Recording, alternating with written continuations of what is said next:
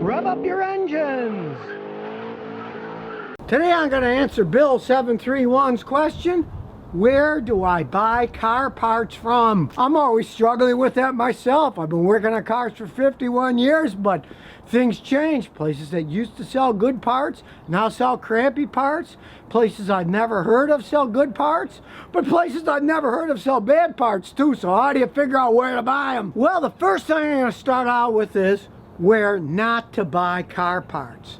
I would not advise anybody to go to a place like eBay and randomly buy car parts from people that they don't even know who they are, where the parts come from. I tried them in the past, and hey, it bit me in the rear end, and every once in a while I get a customer that bought some parts on eBay. More than half the time the part doesn't fit, or it's a cheaply made part, it doesn't work right. You gotta know where your parts are coming from. And it depends what kind of parts are you buying. Let's say I want to buy some quality oil. There's nothing wrong with going on the internet and buying an oil at the lowest price you can find, as long as you know it's the oil you want. As an example, my Triumph motorcycle. I use this very expensive Motul racing oil for motorcycles and very good oil filters. But I don't go to a motorcycle store and buy them. I buy them online to find the best price. It's the same product, it's just someone selling it cheaper. And the same goes true for bigger, more important parts, like say you need a fuel pump. When you buy a fuel pump for a car, my advice is you're best to go OEM, the original equipment manufacturers.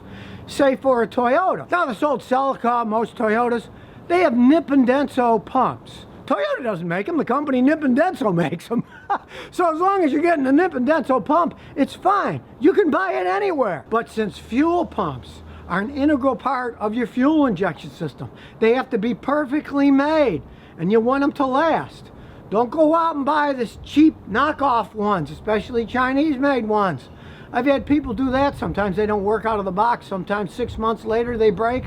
You want a quality part, you can go anywhere and buy it. Feel free to price all over the place. Just make sure that it's the OEM manufacturer, like Nippon Denso in this case. But don't be fooled by the name OEM. There's a lot of manufacturers out there, and they claim their products are OEM. It'll say OEM this, OEM that. Well, like in this Toyota, if it's a fuel pump, it'll be Nippon Denso. If it's some other company and says it's OEM, they're just lying to you. People can print out whatever they want. So make sure you know what you're looking for. And do a little price comparison and quality comparison. Let's take oil filters. Now you can go to any discount auto parts store and you can get cheap oil filters. Usually they aren't that expensive. But if you want the quality oil filters, sometimes they charge $12, $14 a piece. Hey, I buy the same stuff, and in that case, I do buy it online. I'll buy a case of them online for way less than half of what they're charging at a supposed discount auto parts store. And of course, do shop around. Take something like car batteries. Yeah, they're very important, so you want a good battery, but the prices are wide. I've seen the same crank and amperage battery sold at a store for $70 or $130.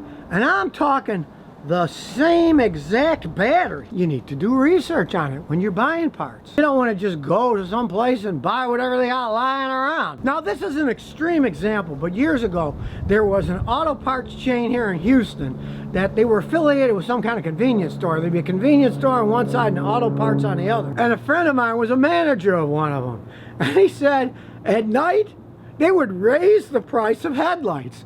They know that somebody's headlights burn out, they're coming in at night, and they were open until 11 o'clock at night. They gotta have the headlights, so they don't care what the price is, they're gonna buy it. I mean, you don't normally see things that bad, but there's a lot of cases where there's lost leaders in the store to get you in, but the prices of other stuff, hey, isn't so good. But many auto parts stores, hey, they jack up the price on items that they sell a lot of and they're an impulse, like windshield wiper blades. Not only can you buy windshield wiper blades cheaper online or at different kinds of stores like Walmart, but if you do research about things like silicone wiper blades, you'll find that the silicone blades can last a really long time. I asked a guy at a discount auto parts store once, why don't you guys sell silicone wiper blades? And what did he tell me? He said, Scotty, every month we sell thousands of wiper blades.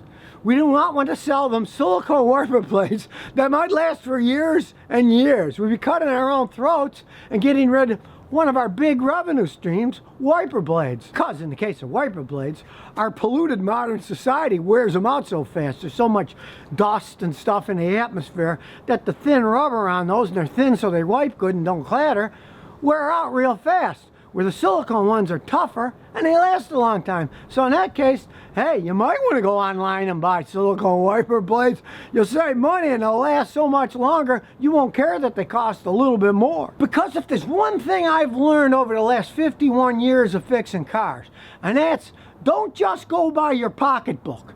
Don't always go for the cheapest price, because a lot of times the cheapest price is really cheap quality, especially with tools. These are gear wrenches. They're cool because they have flexing heads at different angles and an open end, so they can get to just about anywhere. These weren't cheap, but these things are 30-something years old. And yeah, I'm a slob. There's a little bit of rust on them because I don't polish them. But hey, they still work perfectly fine. I've seen knockoffs of these gear wrenches. I even tried out a couple of sets years ago, and the stupid things would break when I pulled on them hard. You're better to spend a little bit more for a quality tool if you're gonna use them all the time and expect them to be working years from now. And when it comes to buying quality electronic components for your vehicle, you're always best to stick with original equipment 100%. I learned that the hard way. Years ago, I used to work on a lot of German cars, and some of the MAF sensors, the mass airflow sensors, some of those things could be $600-700 even years ago. So I'd try these aftermarket ones that people made that said, oh, you know, they're cheaper and they're brand new, they work just as good. Well, no, they didn't. They worked horridly. Sometimes the car would run worse than it did, and then I'd think, gee, maybe I diagnosed it wrong. Or I'd put it in, 6 months later the car's towed back to my garage, and it's the stupid MAP sensor gone bad. So on really critical parts like that, electronics, you want to stick to the original equipment, people. And especially with things as complex as a MAP sensor, you really should go new, not rebuilt. Because those things are so critical, and I've seen so many rebuilt MAF sensors not work right or go bad quickly, that you're better to bite the bullet and buy a brand new original equipment one. But like I said, say it's a nip and denso. You can buy it anywhere as long as it's nip and denso. You don't have to go to the dealer and pay whatever ridiculous price they want for them, but you want to stick with the original equipment on that. Now sure, we all want to save money buying the right parts, but we don't want to get stuck with a bad part, one that isn't going to last, or one that might not even work, because that's the worst thing on earth. I've been doing this for 51 years, and even once in a while I get stuck with something that you put it on, it doesn't work, and then you think the car's still running the same. Maybe I diagnosed it wrong. But then you find out hours or even days later that, hey, you were right in diagnosing what was wrong, but the stupid part you got isn't any good. Which is the main reason that for complex parts, I stay away from the internet and buying parts. Because, hey, you gotta buy them, you gotta get them shipped, you hope somebody put it in the right box, and then if you got a problem, you gotta send it back, and your car's not working the whole time. You're much better finding a local supplier for what you're getting. Because with the insane competition in business these days, especially in auto parts, a lot of times you can even barter the price at stores. Say, get out your phone. Hey, I found these guys down the street, they're selling this for that. Half the time those guys will match the price because, hey, it's a competitive world, and if they don't, they're not going to get any business. So now you've got a better idea on where you should buy car parts. We're all in this together.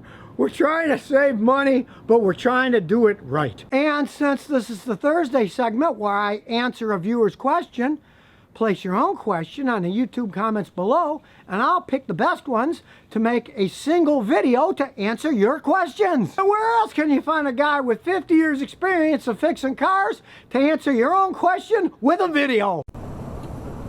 So if you never want to miss another one of my new car repair videos, remember to ring that bell.